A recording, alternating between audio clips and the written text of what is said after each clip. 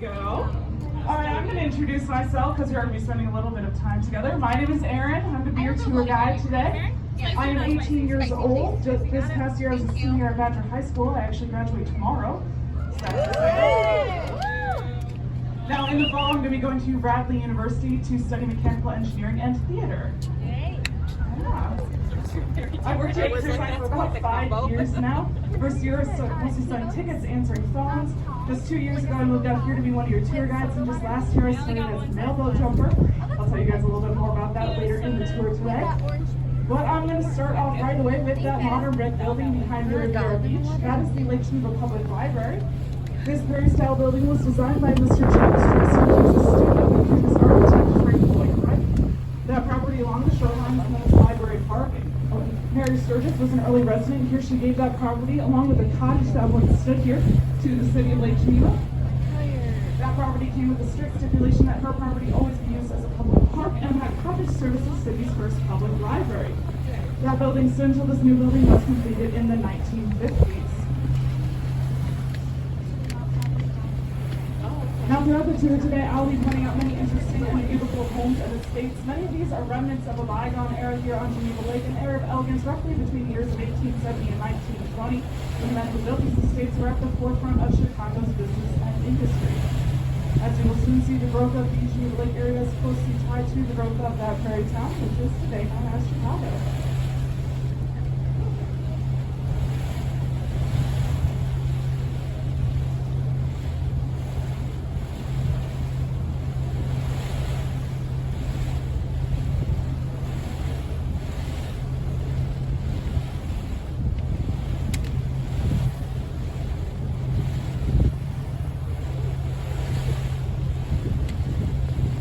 Architecture, and that's by design. And you also notice how close these homes are to the shore. They're within 100 feet, so those make them very special.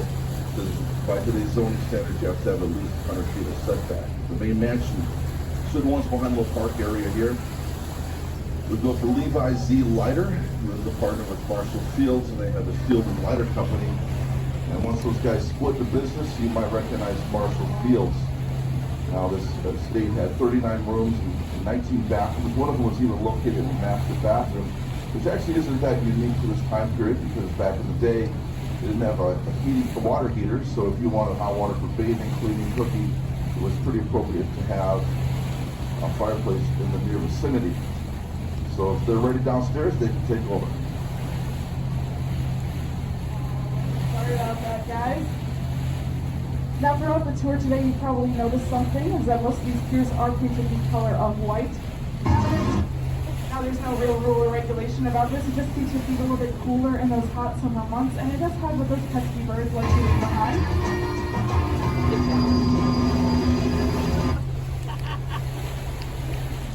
Let me turn the phone off.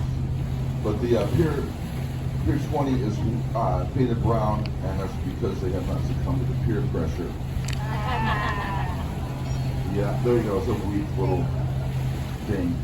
So you see that odd vehicle right tied up on the shore. That is one of the pier company's vehicles for the removal and assembly of all these piers. You're going to see these beautiful white piers. They're taken out at the end of October every year, and that's one of the 6 pier companies that does this. Discovery Harbor, or Snug Harbor, as we call it, and you'll notice the Victorian-style boathouse. That is the owner-making structure of the estate, dated back to 1881. Built for George Sturgis, who was the brother of Sheldon Sturgis, who lives on the Maple Lawn area. Later years, this was owned by the Borden family, the John Borden family of the Borden Dairy Products fortune. By 1947, the Evangelical Churches of America purchased this estate and turned this into the Covenant Harbor Bible Camp. This is one of the most popular and flourishing camps on the lake, featuring a lot of youth and family outings. There's an elder hostel that operates year-round different classes. So, Covenant Harbor Bible Camp.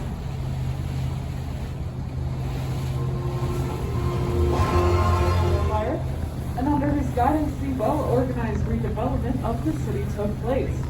His Chicago planning included the Outer Drive, Union Station, Soldier Field, the Shed Aquarium, and of course, the ingenious double-layered road named in his honor, Wagner Drive.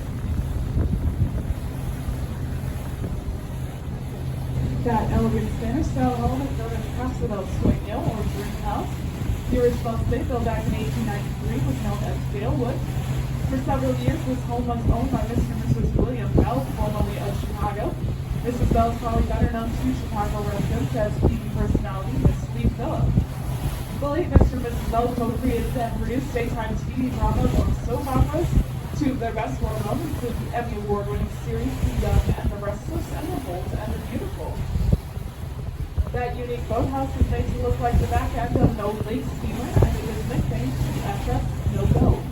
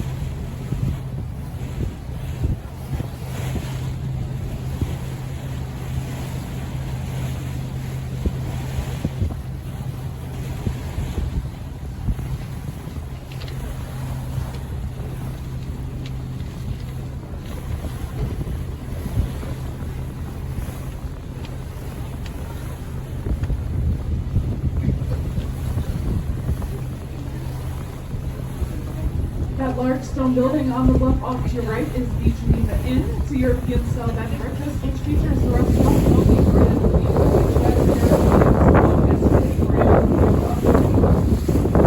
right now, we're passing through Buttons Bay. Buttons Bay is named for Alexander H. Button. He was a local horticulturist who had a home here for many years. Today, this is the site of the Bigfoot Beach State Park with about a quarter mile of sand beach and 266 acres of public picnic, camping, and park area, all owned and operated by the state of Wisconsin.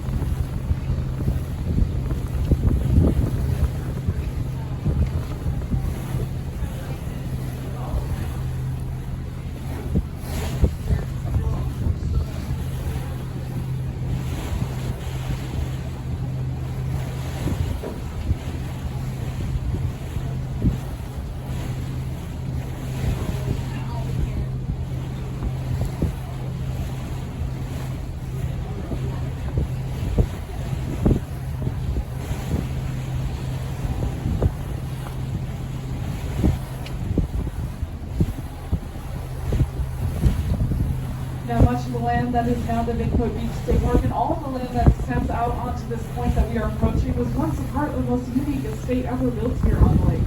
Mr. and Mrs. Frank Chandler constructed Ceylon Fort high on this bluff overlooking the lake back in 1893.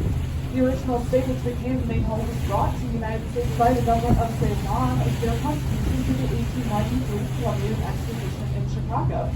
After the exposition closed, Edwardson repurposed the building, had it carefully dismantled, loaded onto 26 railroad boxcars, shipped it out here to the lake, and reassembled it on this point where it stood until 1958. So instead of this group of very modern homes, you see Edward instead picture Ceylon Court, which was a replica of a Buddhist temple. The building was 4 stories tall, constructed of 19 different woods, all native to Ceylon. The exterior walls were varnished mahogany. The octagonal pagoda-shaped roof was covered in bright orange tile, making it a prominent landmark here for many years. It was authentic to the last detail, with beds hanging from chains in the ceiling to prevent snakes from crawling up the posts, which I'm sure was a problem in Ceylon, but it wasn't much of a problem here in rural Wisconsin.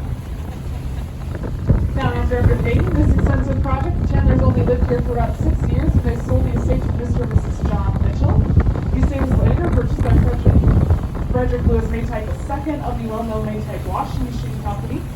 The Maytikes lived in this estate for 2 decades, and this point of land is still referred to as Maytike Point. Now, they sold the estate to a developer in 1948, and the property was subdivided over the next 10 years. In 1958, the developer auctioned off the furnishings and wood trim, and he let the Lake Geneva Fire Department use this home in a controlled burn to practice their firefighting skills. A very unfortunate end to Ceylon Court.